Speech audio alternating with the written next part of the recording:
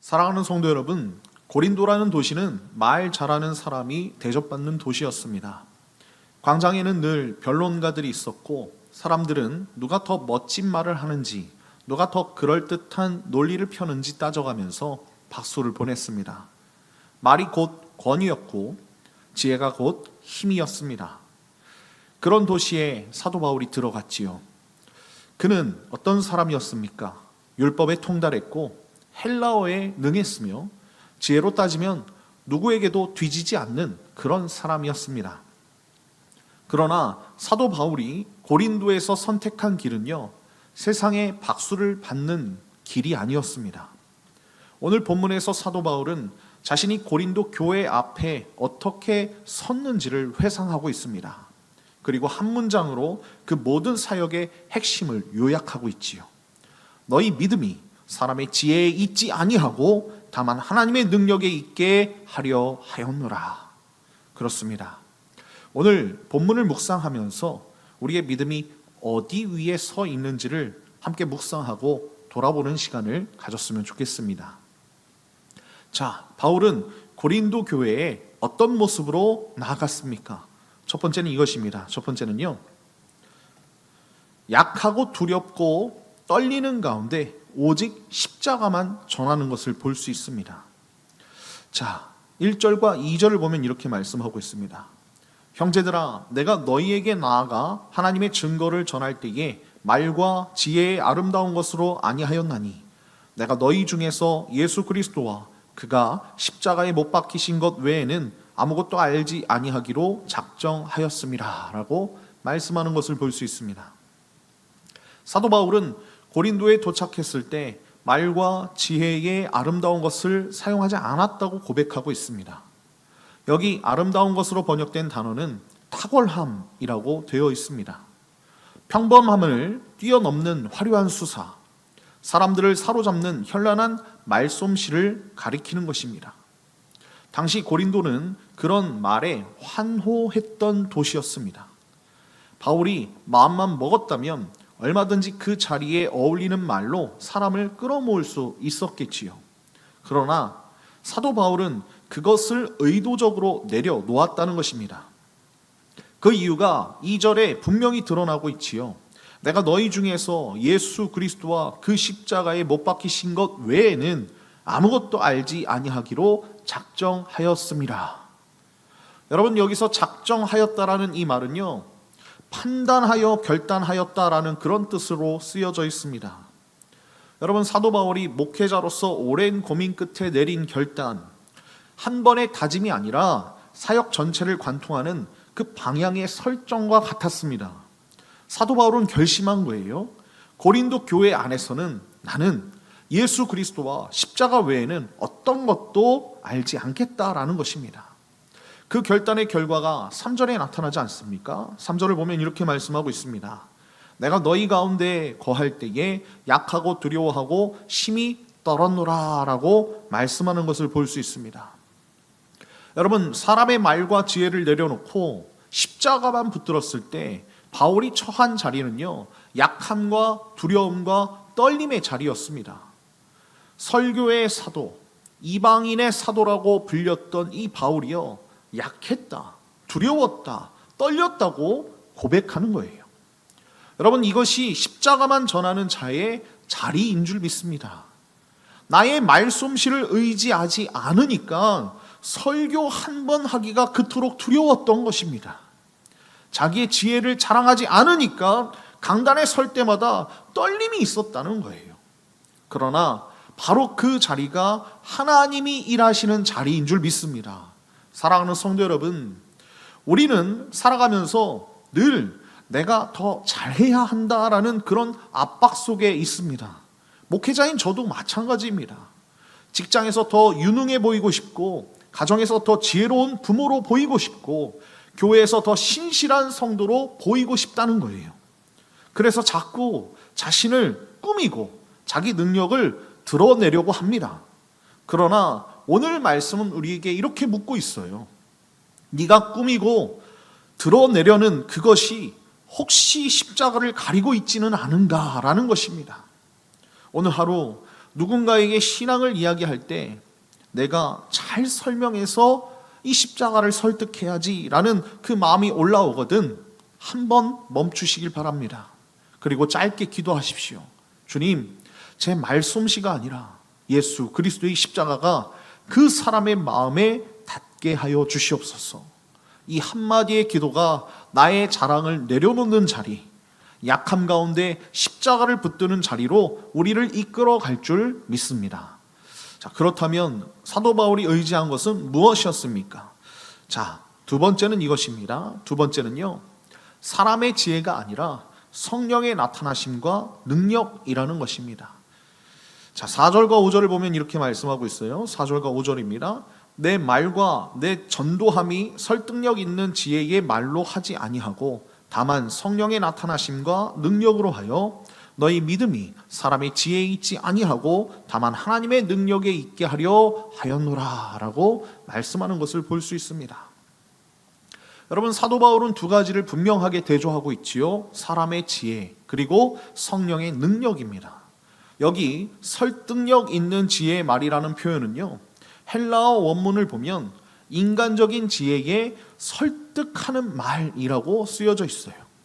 문장의 한 단어가 강조되는 거예요. 인간적인 것이 강조되고 있다는 것입니다. 여러분, 사도 바울이 거부한 것은 단순한 지혜의 말이 아닙니다. 인간의 차원에서 나오는 모든 설득의 기술, 그것을 거부한 거예요. 그리고 그 자리에 무엇을 두었습니까? 성령의 나타나심과 능력이라는 것입니다.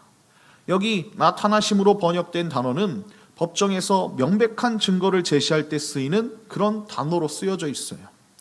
성령 하나님께서 청중의 마음 한복판에 복음의 진리를 명백한 증거로 드러내신다는 뜻입니다. 설교자가 설명해서 설득시킨 것이 아니라 성령 하나님께서 직접 그 마음에 빛을 비추셔서 조명하셔서 이것이 진리구나 하고 깨닫게 하시는 거예요. 왜 바울이 이 방식을 고집했습니까? 자, 5절이 그 이유를 분명하게 말하고 있지 않습니까? 너희 믿음이 사람의 지혜에 있지 아니하고 다만 하나님의 능력에 있게 하려 하였노라 라고 말씀하고 있습니다. 여러분, 사람의 말로 세워진 믿음은 더 그럴듯한 말 앞에서 흔들릴 수밖에 없는 거예요. 설득으로 세워진 믿음은 더 강한 설득 앞에서 무너지는 것입니다. 그러나 성령의 능력으로 세워진 믿음은 어떤 바람에도 뽑히지 않는 줄 믿습니다. 성령 하나님께서 사람의 마음을 새롭게 하시고 그 마음에 믿음을 친히 심으실 때 그 믿음은 결코 무너지지 않는다는 거예요. 사랑하는 성도 여러분, 오늘 우리도 똑같은 자리에 서 있습니다. 자녀에게 신앙을 가르칠 때, 믿지 않는 가족에게 복음을 전할 때, 교회 공동체 안에서 누군가를 권면할 때 우리는 종종 내가 더 잘 설명하면 변하겠지라고 그렇게 생각한다는 것입니다. 그러나 사람을 변화시키는 것은 나의 설명이 아니라 성령의 능력인 줄 믿습니다. 오늘 하루 가족이나 동료의 얼굴을 떠올리며 이렇게 짧게 기도하시기 바랍니다. 주님, 그 사람의 마음에 성령님께서 친히 빛을 비춰 주시옵소서. 저는 그저 예수 그리스도의 십자가만 전하겠습니다. 이 기도가 우리를 설득의 자리에서 기도의 자리로, 능력을 의지하는 자리에서 성령의 능력을 구하는 자리로 옮겨주게 하실 줄 믿습니다. 자, 그렇다면 바울이 전한 그 지혜는 어디에서 온 지혜입니까? 자, 세 번째는 이것입니다. 세 번째는요, 만세전에 미리 정하신 하나님의 감추인 지혜라는 것입니다. 자, 6절과 7절을 보면 이렇게 말씀하고 있습니다. 그러나 우리가 온전한 자들 중에는 지혜를 말하노니 이는 이 세상의 지혜가 아니요 또 이 세상에서 없어질 통치자들의 지혜도 아니요 오직 은밀한 가운데 있는 하나님의 지혜를 말하는 것으로 곧 감추어졌던 것인데 하나님이 우리의 영광을 위하여 만세전에 미리 정하신 것이라. 아멘. 여러분, 사도 바울이 전한 십자가의 메시지는 지혜가 없는 메시지가 아닙니다. 오히려 가장 깊고 가장 높은 지혜, 하나님의 지혜인 줄 믿습니다. 그러나 이 지혜는 세상이 알 수 없는 그런 지혜지요. 7절을 다시 보면 은밀한 가운데 있는 하나님의 지혜, 감추어졌던 것이라고 말씀하고 있지 않습니까? 여러분, 이 지혜는 사람이 노력해서 발견할 수 있는 것이 아닙니다. 하나님께서 만세 전에 미리 정하시고 때가 되어 자기 백성에게 드러내신 지혜라는 거예요. 여기 미리 정하신이라는 이 말은요, 하나님의 영원한 작정을 가리킵니다. 창세전 시간이 존재하기도 전에 하나님은 이미 우리의 구원을 작정하셨다는 거예요. 그리고 그 구원의 정점이 바로 십자가에 못 박히신 그리스도이십니다. 여러분 8절을 보겠습니다. 8절입니다. 이 지혜는 이 세대의 통치자들이 한 사람도 알지 못하였나니 만일 알았더라면 영광의 주를 십자가에 못 박지 아니하였으리라. 아멘. 세상의 통치자들은 이 지혜를 알지 못했습니다. 빌라도도 헤롯도 가야바도 당대 가장 권력 있고 지혜 있다 하는 자들이 영광의 주님을 십자가에 못 박은 거예요.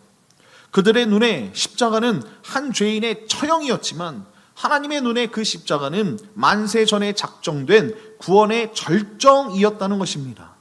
여러분, 같은 사건을 보면서도 한쪽은 실패라고 했고요, 한쪽은 승리라고 했습니다.